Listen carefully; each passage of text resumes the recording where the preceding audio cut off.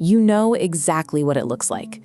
You pull on a hoodie and you look average in a crowd, maybe even athletic. But the moment that shirt comes off, the illusion disappears. The stomach is soft, the chest lacks firmness, the shoulders lack breadth. It is the physical reality of the skinny fat physique. Most men in this position aren't lazy. They are eating healthy meals, running and hitting the gym. The frustration comes from a profound confusion over why that active effort is failing to produce results.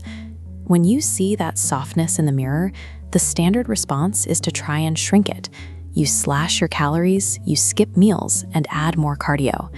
This graph shows what happens to most men during that process. The primary line represents total body weight, which steadily drops. You lose 5, maybe 10 pounds, but the trend line for body fat percentage stays flat. You've become a lighter, smaller version of the same undefined body. Skinny fat is a muscle problem appearing as a fat problem. Severe calorie restriction and endless cardio often force the body to shed whatever mass it can, including muscle.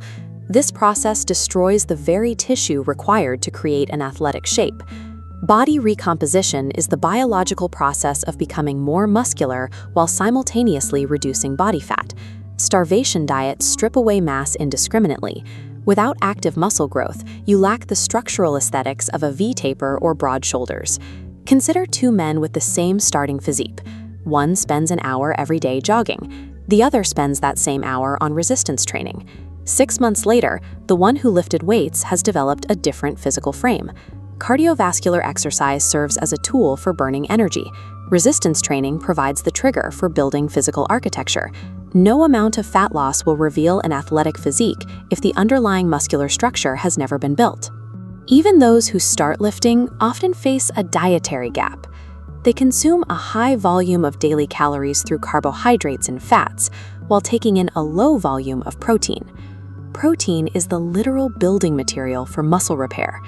Training without sufficient protein is like providing the labor to build a house without supplying the bricks. The effort is there, but nothing gets built. There is also the habit of compartmentalizing fitness. Many men train for 1 hour at the gym and then remain sedentary for the other 23, sitting at work, in traffic, and on the couch. Your body responds to total daily movement.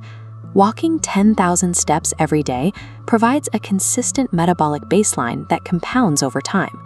Without the raw materials from protein and the metabolic baseline of daily movement, the energy spent in the gym fails to translate into physical results.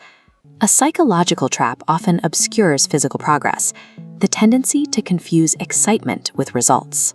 This manifests as a cycle. You start a workout plan, follow it for 2 weeks, and then abandon it for a new diet or a different influencer's challenge. This chart maps exercise stimulus over time. Abandoning routines makes the line plummet to 0. Adaptation requires repeated exposure. Routine hopping interrupts this. Physical adaptation occurs when repeating fundamentals without changing direction. The steady line arcs upward, crossing the structural change threshold. Long-term transformations are the result of adhering to a decent plan, rather than the constant search for a perfect plan. Escaping the skinny fat trap requires subtracting counterproductive habits, rather than executing a complicated life overhaul. The daily requirements are straightforward. Lift weights 3 to 5 times a week. Eat sufficient protein. Walk daily. Sleep properly. This routine is mundane, which is precisely why it works. Consistency is the mechanism for change. A physical transformation is the aggregate result of hundreds of ordinary, seemingly uneventful days stacked together. You can continue the pursuit of exciting shortcuts, or you can commit to the mundane fundamentals. The body changes when the habits remain the same for long enough to matter.